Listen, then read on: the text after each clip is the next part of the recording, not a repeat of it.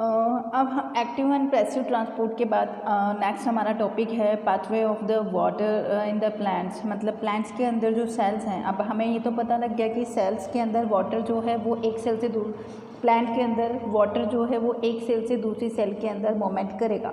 लेकिन वाटर जो सेल जो है, अब सेल के तो बहुत सारे पार्ट हैं, आपको पता है प्लांट सेल में सेल वॉल भी होती है, सेल मेम्ब्रेन भी होती है और उसका जो साइटोप्लाज्मिक पार्ट है वो भी होता है, फिर न्यूक्लियस होता है। तो प्लांट सेल के अंदर एक सेल से दूसरी सेल के अंदर जब वाटर जा रहा है तो कौन कौन से जो रीज़न है वो इसमें पार्टिसिपेट कर रहे हैं, वो कहाँ कहाँ से वाटर जो है वो होकर गुजर रहा है, उसके बारे में हम अभी पढ़ेंगे। तो pathway of water in the plants, then there are three methods of the water method नहीं, there are three pathway of water in the plants. Number one, apoplast pathway, symplast and vacuolar path। तो हम पढ़ रहे हैं apoplast. Apoplast जो pathway है, apo मतलब यहाँ पर हम बात करेंगे, पहले तो ये वाली चीज़ याद रखें कि वाटर का ट्रांसपोर्ट जो हो रहा है वो जाइलम जो टिश्यू है, टिश्यू किससे मिलकर बना है, सेल से मिलकर बना है, ठीक है। तो यहाँ पर हम सिर्फ जाइलम के बारे में बात कर रहे हैं। जाइलम जो है, जाइलम टिश्यू है, उसी से ही होकर वाटर का ट्रांसपोर्टेशन होता है। Xylem and phloem, there are two types of vascular bundle in the plants. they are very very important part of the plants because they are taking participation in transport of water and food. For food phloem is required and for water transportation xylem is required. तो यहाँ पर हम xylem tissue की जो sales हैं उसके बारे में हम बात कर रहे हैं। तो एपोप्लास्ट मेथड जो है, अगर जाइलम की किसी भी सेल्स में वाटर का ट्रांसपोर्ट अगर नॉन लिविंग पार्ट जो है मतलब सेल वॉल उसके थ्रू हो रहा है तो ये क्या कहलाएगा, एपोप्लास्ट कहलाएगा। मतलब यहाँ पर जो वाटर का ट्रांसपोर्ट होता है वो सेल वॉल के थ्रू होता है। सेल वॉल के अंदर जो इरेगुलर जो स्पेस होते हैं वहाँ से वाटर जो है वो एक सेल से दूसरी सेल में पहुँचता है। इसको हम बोलेंगे apoplast pathway. This flow of water is uncontrolled and occurs through the diffusion. Uncontrolled होता है ये एंड डिफ्यूज़न भी क्या है, high concentration to low concentration. अब हम बात करते हैं कि जो टिश्यूज़ हैं या जो सेल हैं, कुछ सेल्स ऐसी होती हैं जिनको हम एंडोडर्मल सेल बोलते हैं। एंडोडर्मल सेल में हमने पढ़ा है इनके बारे में, ठीक है, जाइलम के बारे में, बहुत सारे टिश्यूज़ के बारे में। तो जो एंडोडर्मल सेल होती हैं, एंडोडर्मल सेल में कैस्पेरियन स्ट्रिप्स होती हैं। कैस्पेरियन स्ट्राइप्स जो हैं वो जो लॉन्ग रेज जैसी स्ट्राइप्स होती हैं, इनके अंदर क्या इनकी जो खूबी है वो क्या है कि इनके अंदर सुबेरिन और लिग्निन का डिपोजिशन होता है। अब सुबेरिन और लिग्निन क्या है, सुबेरिन और लिग्निन वैक्सी सब्सटेंस है जो कि वाटर के लिए पूरी तरीके से इम्परमिएबल होते हैं। ये वाटर को बिल्कुल भी एंट्री नहीं देते हैं। कौन, सुबेरिन एंड लिग्निन। तो जहाँ पर भी ये प्रेजेंट है इसका मतलब वो वाली सेल्स वाटर के ट्रांसपोर्ट में पार्टिसिपेट नहीं करेगी। तो यहाँ पर नहीं, वो वाली सेल तो करेंगी लेकिन वो सेल का वो वाला पार्ट मतलब एंडोडर्मल सेल जो है वो किस में पार्टिसिपेट नहीं करेगी, एंडोडर्मल सेल की जो सेल वॉल है वो वाटर के ट्रांसपोर्ट में पार्टिसिपेट नहीं करेगी। क्यों? क्योंकि यहाँ पर कैस्पेरियन स्ट्राइप्स प्रेजेंट होती है। तो इन सेल अगर जब वाटर जो है वो इन सेल से होकर गुजर रहा है तो आगे किस मेथड से बढ़ेगा, तो आगे वो इसमें पार्टिसिपेट करेगी सेल मेम्ब्रेन। तो अगर वाटर का फ्लो सेल मेम्ब्रेन के थ्रू होता है तो इसको हम बोलेंगे ट्रांस मेम्ब्रेन पाथवे। और इस तरीके का जो पाथवे होता है वो कहाँ प्रेजेंट होता है, एंडोडर्मल सेल्स में प्रेजेंट होता है, ठीक है। अब हम बात करते हैं नेक्स्ट। देखो यहाँ पर बता रखा है, पहले हम इसके बाद वाला पढ़ लें, उसके बाद हम इस डायग्राम को थोड़ा सा कंसीडर करेंगे। यहाँ पर सिम्प्लास्ट का मतलब, इसके पहले जब था एपोप्लास्ट, एपो का मतलब याद रखें आप, नॉन लिविंग जो पार्ट है सेल का वो पार्टिसिपेट कर रहा है, मतलब सेल वॉल की बात हो रही है।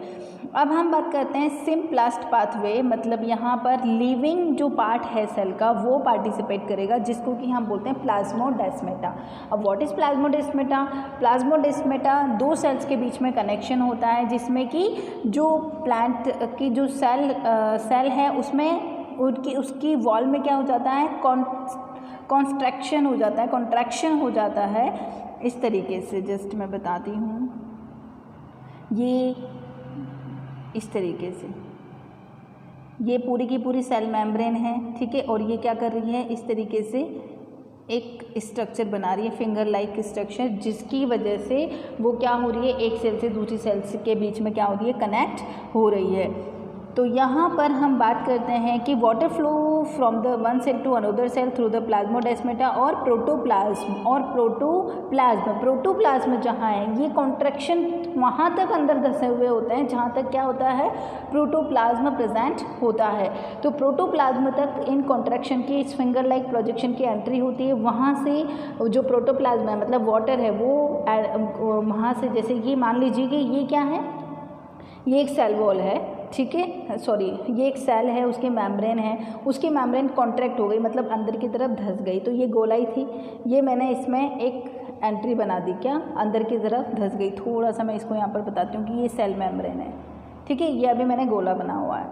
उसके बाद मैं यहाँ पर बात करती हूँ कि ये जो सेल मेम्ब्रेन है वो इस तरीके से स्ट्रक्चर बना रही है, ठीक है, अंदर की तरफ। कहाँ तक, ये अगर मैं इसको इस तरीके से कर दूँ तो ये, ठीक है, इस तरीके की। तो यहाँ पर एक सेल जो है वो फिंगर लाइक प्रोजेक्शन के साथ जुड़ी हुई होती हैं, और ये फिंगर लाइक प्रोजेक्शन जो होते हैं, कनेक्शन दो सेल के बीच में कनेक्शन जो होता है वो फिंगर लाइक प्रोजेक्शन के थ्रू होता है। कॉन्ट्रैक्शन, अंदर की तरफ कॉन्ट्रैक्ट हो जाती है सेल, और ये प्रोटोप्लाज्म जो है वहाँ तक धसी हुई होती है, और वहाँ से वाटर जो है प्लाज्मोडेस्माटा के थ्रू एक सेल से दूसरी सेल तक पहुँचता है, and it is the living part. ये ध्यान रखें, लिविंग पार्ट। अगर लिविंग पार्ट से वाटर का ट्रांसपोर्ट हो रहा है तो हम इसको बोलेंगे सिम्प्लास्ट पाथवे। अगर थ्रू द ऑस्मोसिस, यहाँ पर ऑस्मोसिस, ऊपर क्या था, डिफ्यूजन था, जबकि यहाँ पर क्या है, ऑस्मोसिस है।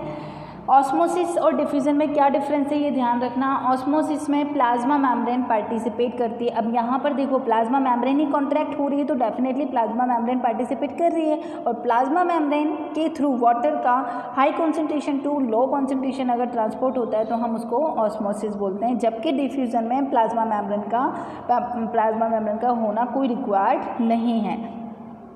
अब हम बात करते हैं the flow through the osmosis and the required energy. इसमें एनर्जी की रिक्वायर्ड होती है, and it also called living pathway. This pathway has a maximum resistance. ये एक मैक्सिमम